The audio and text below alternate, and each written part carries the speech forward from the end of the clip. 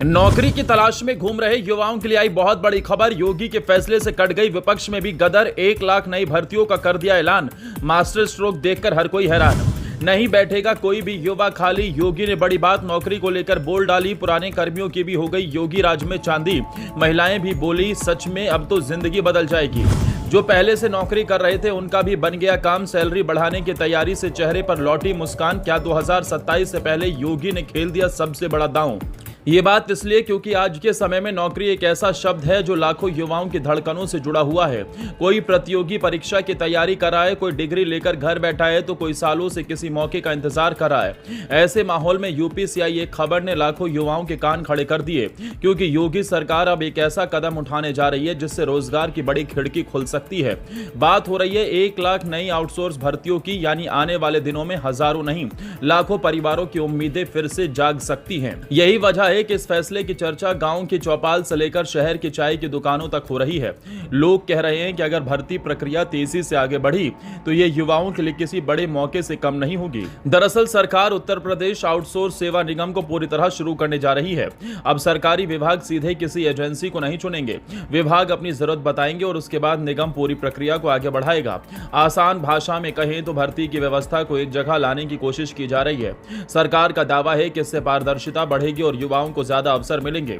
सबसे ज्यादा चर्चा इसी बात की है कि करीब 1 लाख नई नौकरियों का रास्ता खुल सकता है। लेकिन कहानी का दूसरा हिस्सा और भी अच्छा है, क्योंकि सिर्फ नए युवाओं की बात नहीं हो रही, बल्कि उन लाखों कर्मचारियों की भी बात हो रही है जो पहले से आउटसोर्स व्यवस्था में काम कर रहे हैं। करीब 2,75,000 से ज्यादा कर्मचारियों के मानदेय में 8,000 से 15,000 रुपए तक बढ़ोतरी की तैयारी की जा रही है। यानी जो कर्मचारी सालों से बेहतर वेतन की मांग कर रहे थे उनके लिए भी राहत की खबर सामने आई है। कई कर्मचारियों का कहना है कि बढ़ती महंगाई के बीच ये फैसला उनके परिवारों को बड़ी राहत दे सकता है। और सिर्फ वेतन ही नहीं, नई व्यवस्था में कई दूसरी सुविधाओं को भी जोड़ा जा रहा है। कर्मचारियों के खाते में हर महीने की 5 तारीख तक पैसा पहुंचाने की तैयारी है। अगर भुगतान में देरी हुई तो संबंधित एजेंसी पर कार्रवाई भी हो सकती है।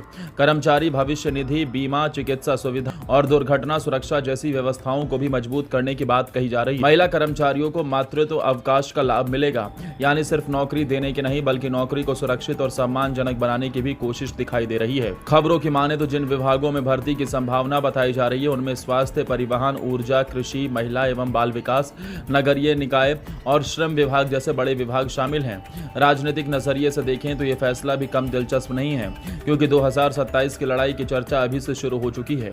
ऐसे समय में 1 लाख नई भर्तियां और लाखों कर्मचारियों को आर्थिक राहत देने वाला फैसला सीधे युवाओं और उनके परिवारों तक पहुंचने वाला है। यही वजह है कि इसे योगी सरकार का बड़ा दांव कहा जा रहा है।